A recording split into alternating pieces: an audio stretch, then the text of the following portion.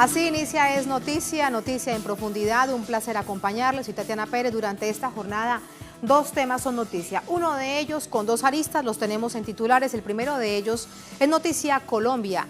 En la primera arista analizamos el mapa electoral con el 100% de mesas informadas. ¿Cómo se comportó el voto en las principales ciudades colombianas? ¿Qué pasó en las regiones más golpeadas por el conflicto armado? Vamos a verlo. Y la segunda arista en este contexto, ¿dónde ubicar a los dos candidatos en contienda para el balotaje el próximo 17 de julio? Lo analizamos con nuestro enviado especial desde Bogotá, un experto lo acompaña, Jorge Gestoso. Y tenemos un tercer tema, es un asunto en América Latina, es noticia Paraguay. A solo 2 meses de terminar su mandato renuncia el presidente Horacio Cartes. ¿A qué se debe esa maniobra política? ¿Cómo deja al país? Profundizamos en ello en Noticia Casi Comienza. Bienvenidos, bienvenidas.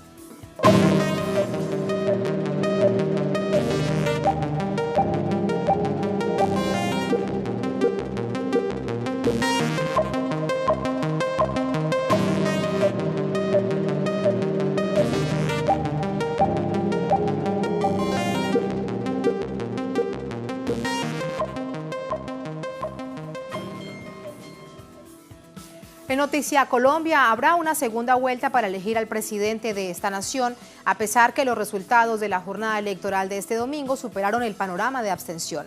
Vamos a presentarle los detalles de este tema. Este lunes, los candidatos presidenciales Iván Duque y Gustavo Petro inician una nueva carrera por la Casa de Nariño, que se definirá con un balotaje el próximo 17 de junio, luego de no conseguir la cantidad de votos requeridos para ganar en la primera jornada de este domingo. No obstante, la cantidad de votantes en estos comicios superó las expectativas. Más de 19,6 millones de colombianos asistieron a las urnas, alcanzando un 53% de participación. Este número aumentó significativamente en relación con la primera vuelta de los comicios presidenciales de 2014, cuando la participación alcanzó apenas el 49% con 12,8 millones de votantes. El nivel de abstención en esos comicios fue elevado. En la ciudad de Bogotá, en 2014, la abstención fue de 51,77%, mientras que este domingo fue de 35,04%. En Medellín, alcanzó un 50,43% y se redujo al 36,41%. Asimismo, en 2014, en la ciudad de Cali, fue de 64,61% y en estas elecciones fue de 47,43%. Finalmente, en Barranquilla, había sido de 77,4% y bajó a 53,01%. En este contexto, el candidato Iván Duque contó con el gran fortín electoral del expresidente Álvaro Uribe en el departamento de Antioquia. Allí, Duque se alzó con 1.367.745 votos, una amplia diferencia sobre el exgobernador de Medellín, Sergio Fajardo, quien obtuvo 731.609 votos, y sobre Gustavo Petro con 238.440 votos. En la capital bogotana, otro gran punto de la votación en el país, sucedió lo contrario. Sergio Fajardo se posicionó en el primer lugar con 1.240.799 sobre Gustavo Petro con 1.098.478 votos, para quien esperaba un mayor respaldo tras su gestión como alcalde de la ciudad. En tercer lugar quedó Iván Duque con 983.931 votos. Aunque al finalizar esta jornada electoral no se habló del fraude masivo que había pronosticado el candidato Petro días antes, sí se registraron más de 1.000 denuncias sobre irregularidades. La misión de observación electoral informó sobre 33 reportes sobre compra y venta de votos, además de 24 reportes sobre la entrega de material publicitario durante la mañana del domingo. Entre tanto, la registraduría hizo lo propio esta vez, al garantizar la completa distribución de las boletas electorales y la inmediatez de los resultados. Hora y media después de cerradas las mesas de votación, ya había sido publicado el 95% de los escrutinios. Reiteramos, como lo decíamos en titulares, ya con el 100% de mesas informadas, analizamos los resultados. Nos acompaña Alejandro Fierro, periodista español radicado en Venezuela, analista político. Alejandro, bienvenido de nuevo, ¿cómo estás? Muy bien, muchas gracias por la invitación, Tatiana. Y lo que te propongo es que hagamos ese análisis de pie, porque aquí vamos a presentar algunos de los mapas de las regiones más destacadas, y quiero por eso comenzar por allí. Pero antes, tu balance general, después de que ya hemos visto el resultado, no han hablado los candidatos que pasan a segunda vuelta, y sí habló y dijo que estará muy pendiente analizando con su equipo de trabajo qué pasará de cara a la segunda vuelta Sergio Fajardo. Pues muy rápido, casi en titulares, me gustaría empezar como terminamos en la jornada de ayer, diciendo que ha sido una jornada histórica en las elecciones colombianas, tanto por los niveles de participación como por el hecho que una candidatura progresista pase a segunda vuelta. Ahora las posiciones están claras. Desde el entorno de Gustavo Petro se está ejerciendo muchísima presión sobre Sergio Fajardo, que tiene el 23% de los votos, para que haga un movimiento hacia ese reclamo de unidad que no parte solo de Petro y de su entorno, sino que creo que parte también del votante progresista. Y por parte de Iván Duque, estamos viendo ya, lo vimos ayer por la noche en su discurso tras conocer los resultados, ese viraje hacia el centro, hacia la moderación, abandonando el discurso radical que caracteriza más bien a quien es su mentor Álvaro Uribe y del que él se trata de desprender. El viraje al centro es absolutamente necesario para conseguir los votos que hacen falta para ganar en segunda vuelta. ¿Qué pasó con la maquinaria? Hay distintas interpretaciones. Algunos dicen que falló la maquinaria, otros dicen, me refiero a la conservadora y la liberal, la maquinaria de siempre, de partidos tradicionales. Otros dicen que es que la maquinaria realmente se fracturó. Otros, en cambio, lo que plantean, hay distintas interpretaciones, reitero, quiero escuchar la tuya, dicen que es que la maquinaria es muy viva, muy inteligente y se supo acomodar en las distintas fuerzas. Yo ahí tengo, bueno, no una sola causa. Creo que la primera causa es a más nivel de participación, menos influencia de la maquinaria. Las maquinarias funcionan en niveles de participación bajos. Hemos alcanzado el 54% de la participación, con lo cual es mucho más complicado que la maquinaria consiga arrastrar el voto, que arrastra con participaciones más bajas. En segundo lugar, yo diría que la maquinaria es mucho más decisiva en unas elecciones como a la Cámara de Representantes o al Senado que una elección presidencial. En una elección presidencial la maquinaria no tiene una función tan determinada. Y en tercer lugar, yo creo que también ha influido bastante el deterioro de los partidos políticos tradicionales, de los partidos conservadores y del Partido Liberal. Llevábamos mucho tiempo viendo cómo el viejo sistema de partidos colombianos se desmoronaba. Yo creo que el desmoronamiento llegó ayer. La estructura partidaria colombiana, hay un antes y un después de las elecciones de ayer. Lo que pasa es que hay que tener en cuenta que el Partido Conservador y el Partido Liberal tienen fuerte presencia en el Congreso colombiano. Efectivamente, sea quien sea el próximo presidente de Colombia, va a tener una bancada tanto conservadora como liberal muy importante con la que tendrá que negociar, frente a la que se tendrá que enfrentar o con la que tendrá que adaptarse. Siguen teniendo una fuerza, pero creo que la correlación de fuerza empieza a abrirse, empieza a ser un mosaico donde entran nuevos partidos, donde entran nuevas candidaturas y nuevos nombres. Claro. Ahora, comencemos entonces con los mapas. Le pido a la producción que ubiquemos el mapa de Antioquia, porque la ubicación regional también es importante. Allí lo tenemos, Colombia, departamento de Antioquia, su capital Medellín. Está hacia el centro del país, Antioquia. Allí gana Iván Duque. Es bogotano, pero obviamente se apoya en la fuerza política del expresidente Uribe, que fue gobernador de Antioquia, y evidentemente allí está su gran fortín político. Lo que uno se pregunta es, Sergio Fajardo es de esta región de Antioquia, pero quedó de segundo. Bueno, puede ser de la región y no necesariamente ganar el voto de tus paisanos. No Eso quedó claro aquí. El voto viene por paisanaje, efectivamente. No lo olvidemos. Creo que Antioquia va a ser decisiva por completo. Gustavo Petro tiene que estar en Antioquia, tiene que arrastrar el voto de Fajardo. No puede conseguir ser presidente con una votación tan baja como la que consiguió ayer en Antioquia, un departamento absolutamente fundamental. Tenía un porcentaje al cierre del 9%. Muy bajo, muy bajo. En un lugar tan importante y tan poblado como Antioquia, tú necesitas cosechar mejores resultados. ¿Qué tiene de positivo? Que tiene mucho donde crecer. ¿Dónde puede crecer? De ese voto de Fajardo.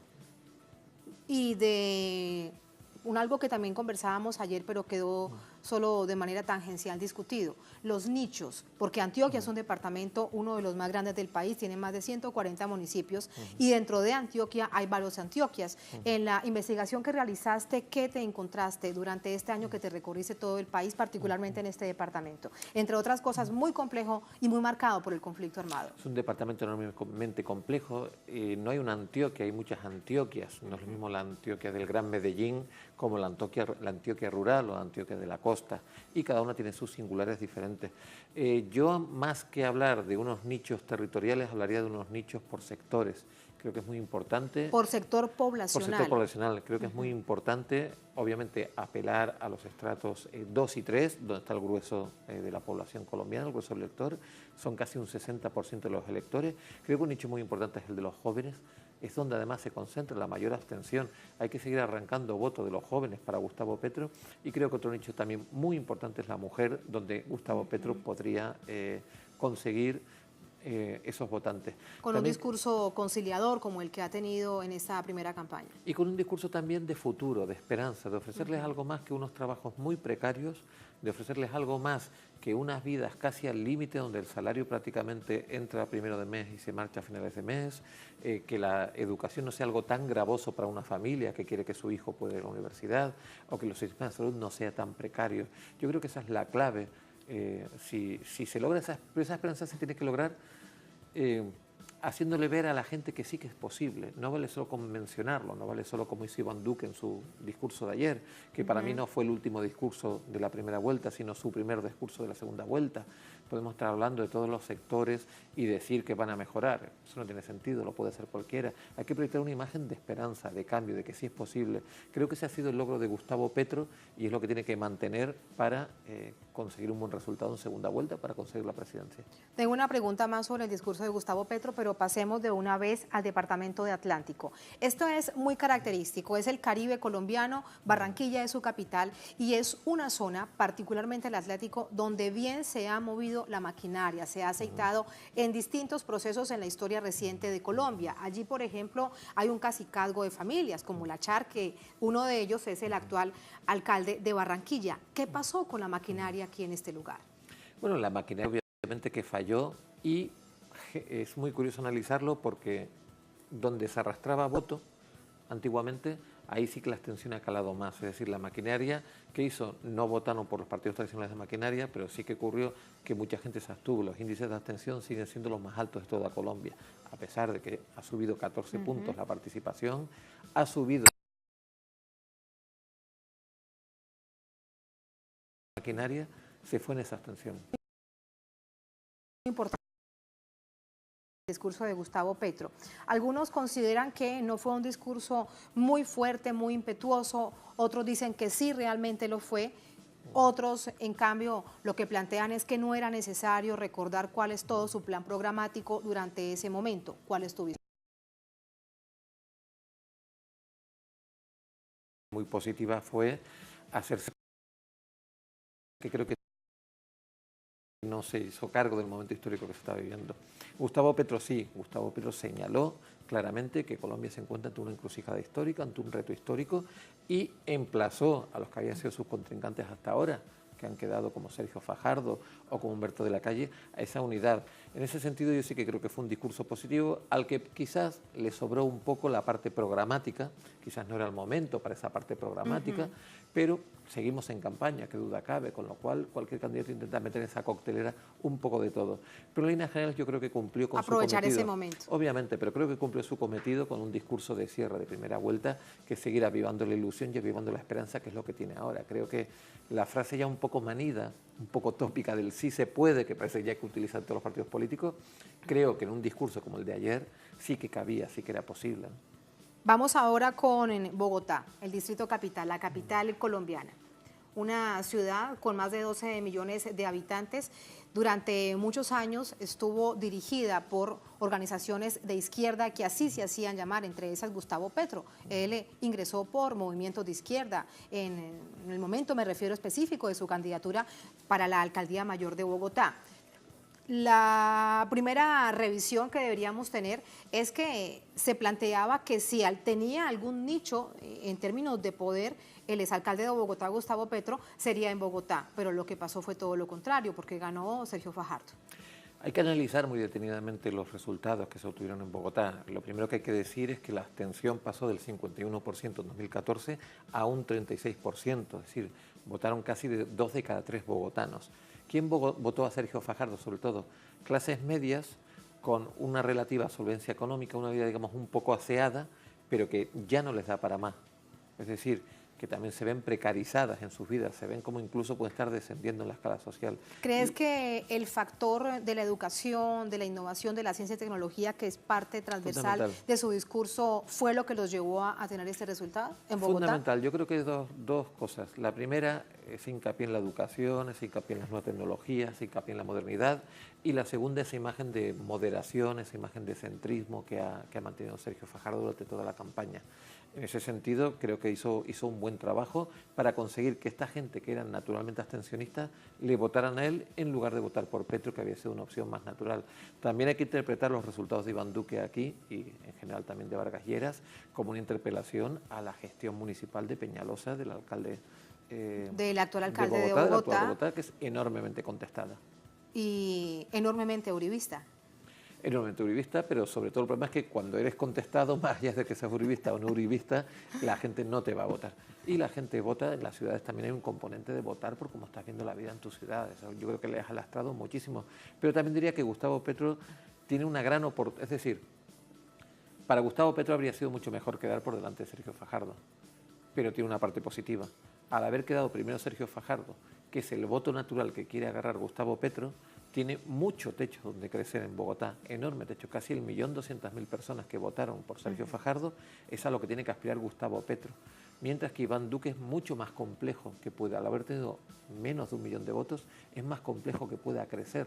Creo que los techos están mucho más altos para uno que para otro. Hay que partir del hecho de que Iván Duque es realmente un desconocido en Bogotá, Gustavo Petro no, y debería irse hacia las zonas más populares de Bogotá, como por ejemplo el sur de la capital, Ciudad Bolívar.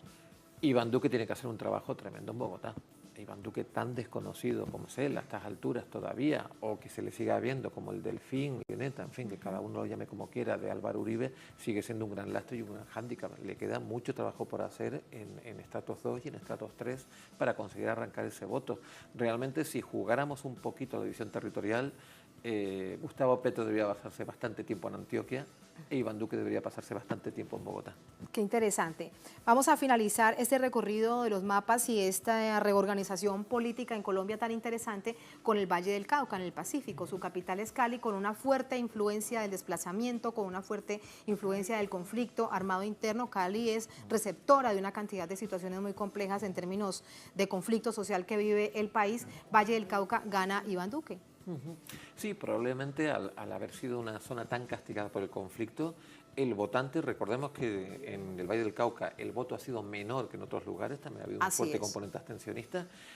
Hay un votante también muy resentido por el conflicto, que comparte las tesis sobre el proceso de paz de Iván Duque y de Álvaro Uribe, es decir, las más extremas, las más confrontativas, y ahí puede estar la respuesta a lo que ha ocurrido con Iván Duque, mientras que ven a Gustavo Petro o a Sergio Fajardo como más complacientes con un proceso de paz con el que no terminan de estar de acuerdo. Es algo muy habitual que en las zonas más castigadas una parte de su electorado tenga una reacción muy extrema ante el proceso de paz. Para despedirte, a propósito del proceso de paz y las zonas más golpeadas por el conflicto, si revisamos también el mapa, no lo tenemos aquí ya, estamos a punto de finalizar esta parte del análisis, Alejandro, vemos que no es solamente ahora, cuando revisábamos información acerca del plebiscito a la paz, que sorprendió tanto este resultado porque los uribistas armaron una campaña como si fuese esta presidencial, vimos también que hubo regiones en donde perdió la posibilidad de la paz. Durante esta jornada, ¿cómo viste tú ese comportamiento en esas zonas tan golpeadas por el conflicto? Las zonas golpeadas por lo visto por el conflicto, donde perdió el proceso de paz, generalmente se han decantado por Iván Duque. Creo que es su nicho. El problema es que esas zonas son las menos pobladas, es decir, son las que menos te rentan electoralmente. Por eso Iván Duque ya desde ayer dejó claro, cambió por completo su posición frente al proceso de paz y dice una frase que está repitiendo donde quiera que vea: no queremos hacer trizas el acuerdo de paz, dice trizas en concreto, y después pone la coletilla, el apóstrofe, pero queremos una paz con justicia. Han visto claramente que si en el referéndum sobre el proceso de paz su postura del no fue ganadora, ganaron el referéndum. Ahora en este caso no lo ha sido. Creo que su postura frente al proceso de paz les ha lastrado enormemente. Por el contrario, candidatos como Gustavo Petro, como Sergio Fajardo, defensores del proceso de paz, les ha dado un caudal de voto mucho mayor, porque creo que el proceso de paz es absolutamente irreversible. El sentido común colombiano ahora mismo, salvo ese pequeño sector, sigue estando a favor de la paz y sigue pensando que el conflicto es cosa del pasado, debe ser cosa del pasado. Muchas gracias, Alejandro, por ese análisis. Un placer y bienvenido siempre. Muchas gracias por acompañarnos durante esta última semana. Gracias a ti, Tatiana. Vamos a continuar con este análisis, pero fíjense ustedes ahora desde otra perspectiva. ¿Qué pasa con los candidatos? Diametralmente distinta su apuesta social. ¿Qué significa con respecto a lo que viene en los próximos días de campaña? Muy corta, por cierto. De esto es el análisis con Jorge Gestoso desde Bogotá. Hola, Jorge. Adelante, buenas noches. Buenas noches, Tatiana. Justamente aquí estamos para continuar dándole otro ángulo al análisis, precisamente con Carlos Medina Gallego. Estaremos hablando con él inmediatamente después de compartir con la audiencia un perfil de los dos candidatos. Comencemos con el caso de Gustavo Petro. Gustavo Petro, aspirante a la presidencia de Colombia, fue alcalde de la ciudad de Bogotá y antiguo miembro del movimiento insurgente 19 de abril, también conocido como M19. Es economista de la Universidad del Externado en Colombia y tiene una especialización en administración pública. Su formación académica incluye estudios especializados sobre desarrollo, población y medio ambiente. Uno de los aspectos en su lista de propuesta incluye una transformación del modelo económico extractivista actual. Propone fortalecer el sector de la agricultura, así como otros sectores estratégicos de la producción nacional y el fomento de las fuentes energéticas sustentables. Como senador, Gustavo Petro se destacó por revelar los vínculos entre políticos y organizaciones paramilitares en el departamento de Sucre. Su intervención en el Congreso en el año 2005 se conoce como el destape de la parapolítica. Tiene una postura favorable a los acuerdos de paz y expresa deseos por continuar por la vía de la resolución del conflicto interno en Colombia por medio del diálogo.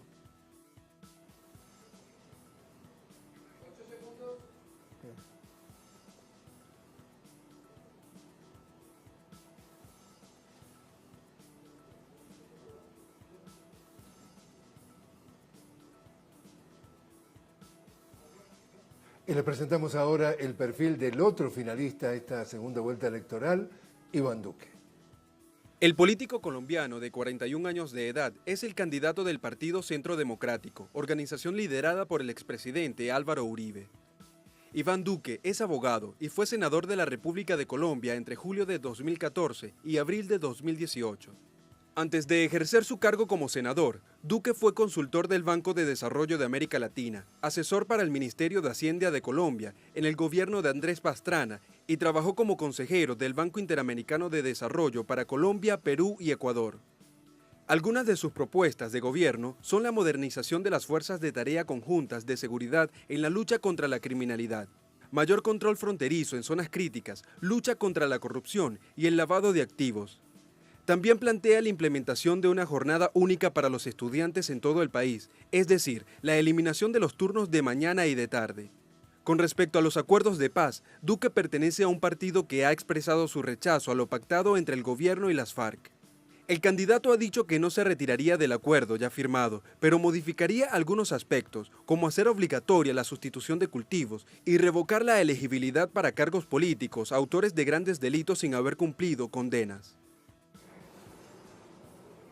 Justamente para poner entonces más en perspectiva lo que es el panorama, cuando faltan apenas 3 semanas de este histórico acto electoral que es la segunda vuelta, seguimos entonces conversando con el profesor Carlos Medina Gallego. Carlos, muchísimas gracias por estar con nosotros. Muchas gracias a ustedes por invitarme. Esta tarde, mientras la coalición de Sergio Fajardo, que tiene 4,5 millones de votos, y que todo el país dice tiene la llave del cielo porque depende de cómo se pronuncie podría influir en el resultado. Decía que el Partido del Verde, que está integrando esa coalición, salió a decir su presidente y su director de que estaban a favor de la paz, de que estaban a favor de luchar contra la inequidad, que estaban a favor de todo lo que propone Petro. Es decir, era la primera indicación que se estarían volviendo a apoyar a Petro. Cuéntame cómo tú estás leyendo este primer día después de la elección. Bueno, digamos que la situación en la que está Petro es relativamente difícil y que se espera que las fuerzas democráticas que representan una nueva tendencia política para el desarrollo del país puedan confluir el próximo 17 de junio. Yo creo que la coalición Colombia, que está conformada por la Alianza Verde y el Polo Democrático, lleguen a un acuerdo programático y de gobernabilidad y gobernanza con la propuesta de la Colombia Humana y puedan sumar sus electorados para que se pueda volver competitiva las posibilidades de Petro para la segunda vuelta con Iván Duque. Ninguno de los candidatos, ni Petro ni Duque, hoy salieron a la palestra, al público, a hablar. ¿Qué te parece que está pasando en las campañas? Creo que las campañas están ponderando la situación en que quedaron y están comenzando a mirar de dónde van a sacar los votos para ganar de manera contundente en la segunda vuelta. Yo creo que hay una reorganización de los equipos de campaña, tratando de producir los acercamientos pertinentes a quienes puedan ofertar algún tipo de apoyo electoral que guíe la intención del voto ciudadano hacia sus propios esfuerzos presidenciales. Entonces ellos, por lo menos en estos 5 días, van a estar reunidos, reorganizando, mirando las posibilidades de reorientar la campaña. En materia del discurso, estábamos hablando de 2 opciones de país prácticamente opuestas, tanto que la gente dice aquí está muy polarizada las propuestas. ¿Te parece que qué temas van a sacar cada uno como dándole prioridad al nuevo discurso para esta etapa? Yo creo que Iván Duque va a tratar de acercarse a los programas de Germán Vargas Lleras y de Humberto de la Calle, incorporando algunas de sus ideas. No creo que el tema de Iván Duque sea el tema de la paz, lo ha ignorado completamente, mientras la candidatura de Gustavo Petro va a seguir levantando la bandera de la paz y va a continuar con el desarrollo de un programa centrado en los derechos de la gente y de las clases subalternas. Pero tiene que acercarse a un sector de la población que es muy importante, ya lo ha comenzado a hacer en términos de sus discursos, que es la clase media. La clase media es una clase con una intención de voto crítica y de opinión que va a ser determinante en esta campaña. En el caso particular del discurso, el proceso de paz, ¿dónde queda según gane uno u otro? Si gana Iván Duque, la situación del proceso de paz y de las FARC y de la Jurisdicción Especial para la Paz y de la implementación va a quedar en una condición absolutamente difícil y absolutamente crítica. Seguramente cuando llegue a la presidencia de la República va a tener que pensar que hay un mandato constitucional de paz de obligatorio cumplimiento y va a tener que redefinir esa política, pero sí va a ajustar el programa de paz a los intereses propios de su sector. Mientras si Petro gana, las posibilidades de poder orientar la política de paz con mayor amplitud y profundidad va a ser superior. Es lo que te dice el instinto, dado lo que llaman aquí las maquinarias, es decir, todo el mecanismo detrás de cada uno de los candidatos, del dinero que hay atrás, de los intereses que hay atrás. ¿Ves que esto es un terreno nivelado o...? Yo creo que en la primera vuelta todo el mundo esperaba, por lo menos, de que las maquinarias funcionaran con determinado candidato. Pero las maquinarias desaparecieron de esta primera vuelta. Ahora el potencial electoral se va a disputar en términos de los criterios programáticos.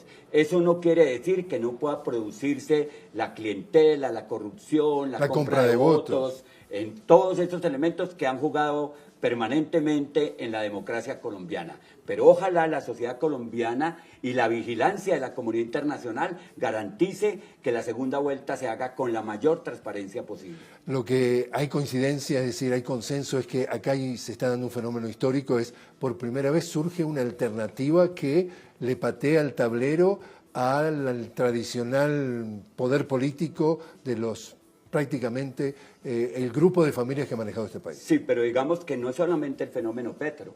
El fenómeno Fajardo también es un fenómeno importante y entre ambos están sumando casi 10 millones de votos y eso en la historia del país se había podido pensar, porque es la centroizquierda y la izquierda que sumadas dan más o menos el 50.34% del total de la votación y esa sería un potencial electoral victorioso. Ahora, desde el punto de vista de la población, ¿está realmente, llega educada las mismas regiones del interior del país que los centros urbanos? Y estamos hablando en este caso de medios de comunicación hegemónicos que tienen un poder que tú conoces, que no necesariamente en esos medios de comunicación el terreno está nivelado para los dos. Sí, yo creo que indiscutiblemente los grandes grupos económicos y los grandes medios van a estar con Iván Duque y eso coloca en una situación muy difícil las aspiraciones presidenciales de Petro. Pero no es difícil poder encontrar otros mecanismos que convoquen los electorados inteligentes del país, pero también los necesitados del país, que yo creo que esa es la característica de Petro, que ha convocado a los indígenas, a las mujeres, a los jóvenes, a los afrodescendientes, a los trabajadores, a los maestros, a la gente del común, de los pies descalzos, los que han padecido la vieja política y que están ansiosos de un cambio y unas transformaciones necesarias para la nación colombiana. Por último, Carlos, ¿a qué le estás poniendo atención de aquí al 17 de junio? ¿Le estás poniendo más atención? Yo creo que lo que más hay que ponerle atención es a las posibilidades de una coalición por la paz, por la democracia y por el bienestar de los colombianos. Ya hay una responsabilidad histórica que tiene la coalición Colombia, y es de no dejar ir de las manos esta oportunidad única y feliz de poder ser mayoría y colocar por primera vez un gobierno con todas las objeciones que se le puedan hacer, diferente a los gobiernos tradicionales. Carlos, muchísimas gracias. Muchas gracias a vos. Estamos hablando entonces con Carlos Medina Gallego, él es un analista político de la Universidad Nacional de Colombia y ahora regresamos contigo a estudios. Tatiana. Te recibimos, Jorge, agradeciéndote el análisis de toda esta semana. Hoy finalizamos dentro de Noticia Colombia Decide y nos veremos seguramente en la segunda vuelta. Un placer y hasta entonces, Jorge, gracias. Gracias a ti. Así nos vamos a la primera única pausa en esta emisión de Es Noticia. Al volver, Es Noticia Paraguay. A solo 2 meses de terminar su mandato, renuncia el presidente del país, Horacio Cartes. Y nos preguntamos, ¿a qué se debe esta maniobra política? ¿Cómo deja al país? Lo analizamos aquí en Minutos en Es Noticia.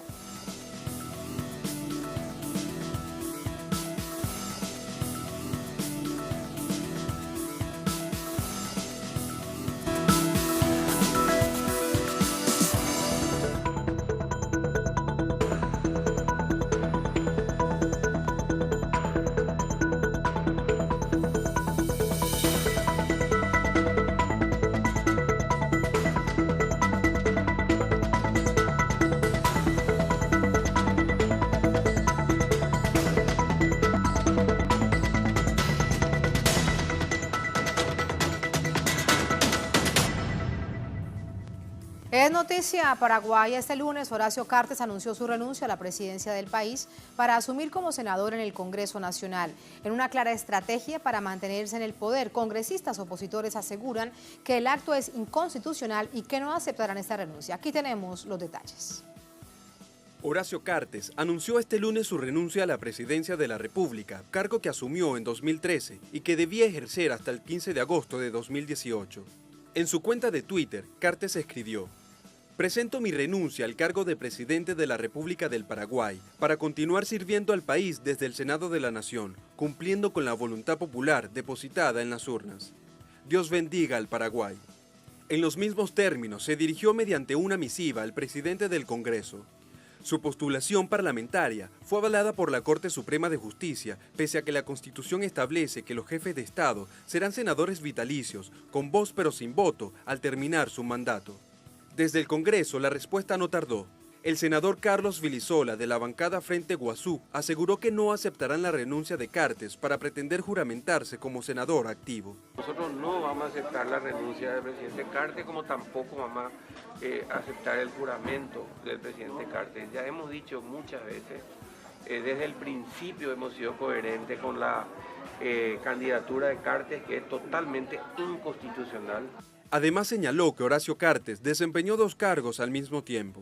El presidente de la República tiene que ejercer solamente la presidencia de la República, no puede tener otro cargo, no puede dedicarse a otra cosa. Y él fue candidato desde el año pasado. Por otro lado, y nunca renunció hasta hoy día, ¿verdad?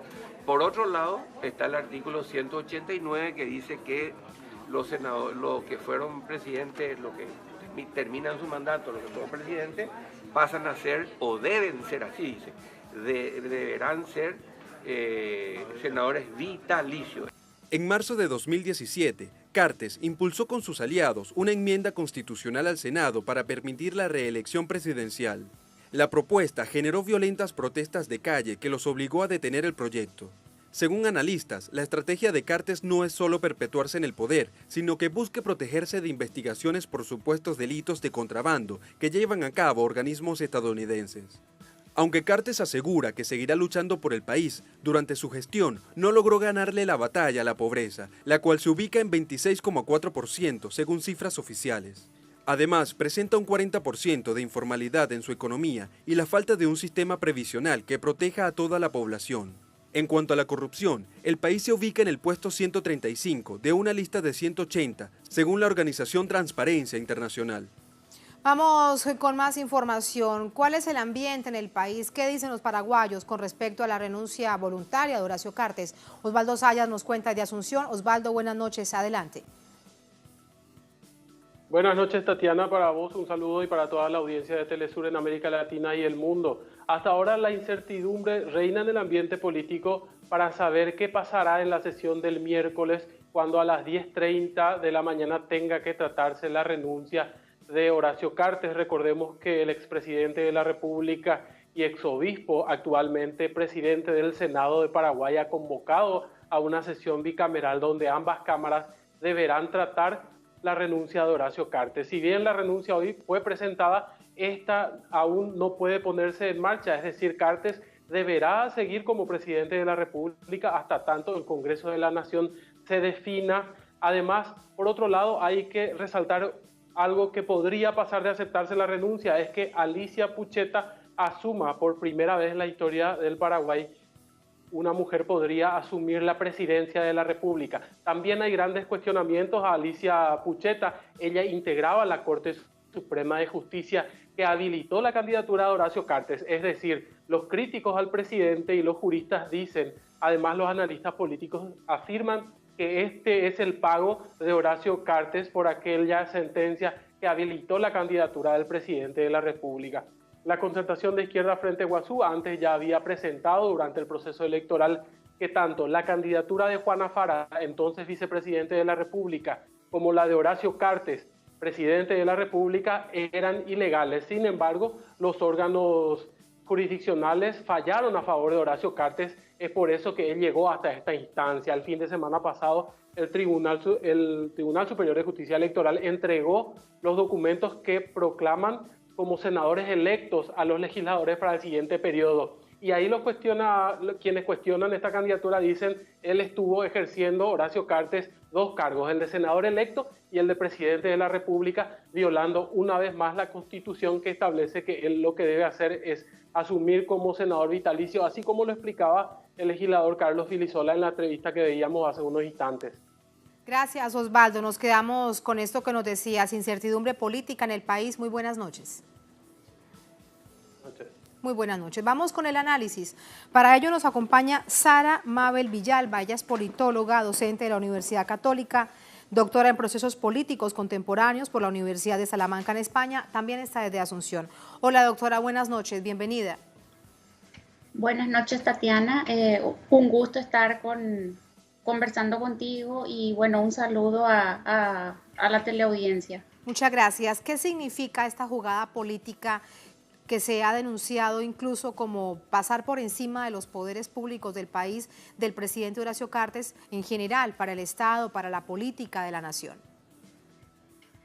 Bueno, es evidente, ¿verdad?, que cualquier digamos, contravención con la Constitución Nacional es una decisión que debilita de alguna manera todo el sistema democrático.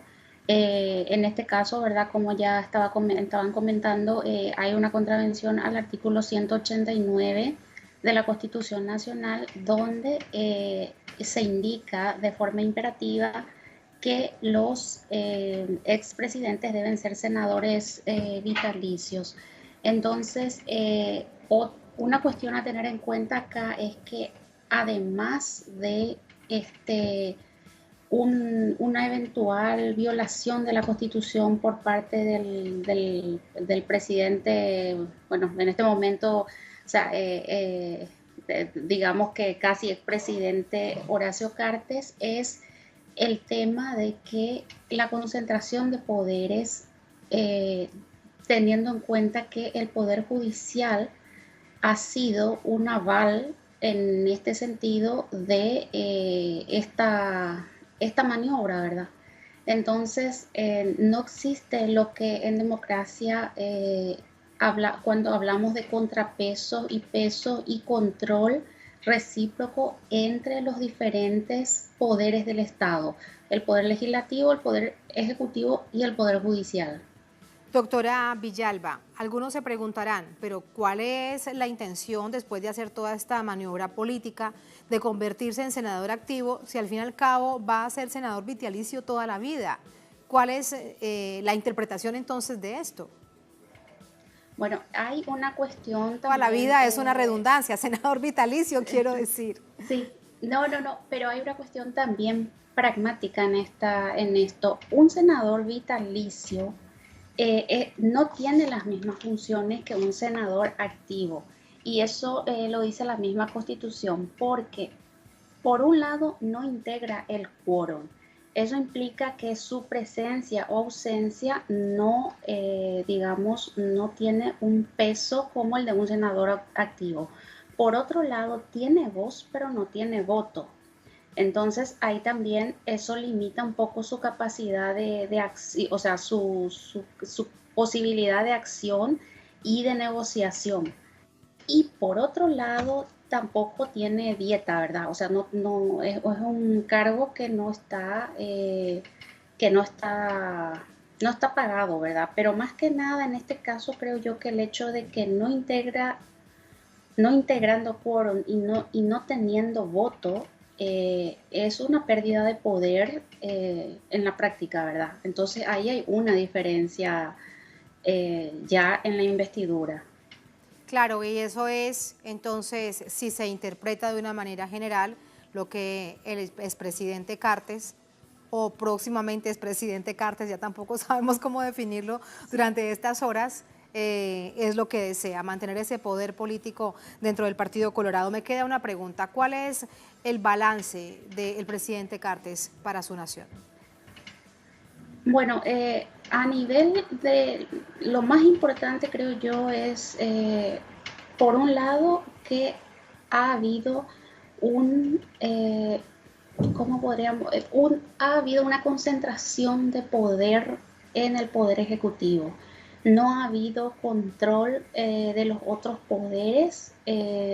Ha conseguido que todo el poder político o la mayor parte del poder político esté en el poder ejecutivo, y ha conseguido cooptar a algunos o a varios líderes de la oposición.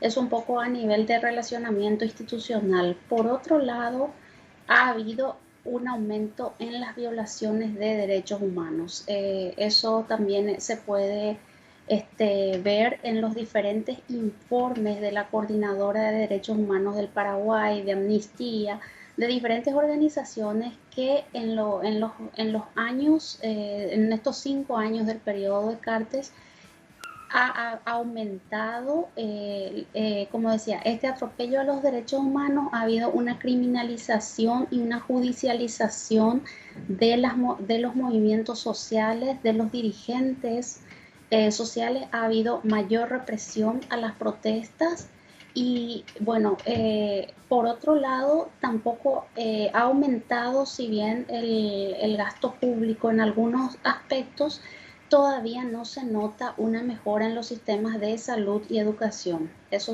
de manera resumida, ¿verdad? A grosso modo, ese es el balance, ese es el país que deja Horacio Cartes después de estos años de gobierno. Doctora Villalba, gracias por ese análisis, un placer y buenas noches. Un placer y muchas gracias, y bueno, que sigan los éxitos con el programa. Muchísimas gracias. Gracias también a ustedes por habernos acompañado. Ponemos punto final a esta emisión de Noticias. Cerramos nuestra pantalla tradicional. Nos quedamos en redes sociales, @noticiatelesur, @TatianaTelesur. Durante esta jornada, otro hecho fue noticia. Con eso los dejamos. Hasta mañana.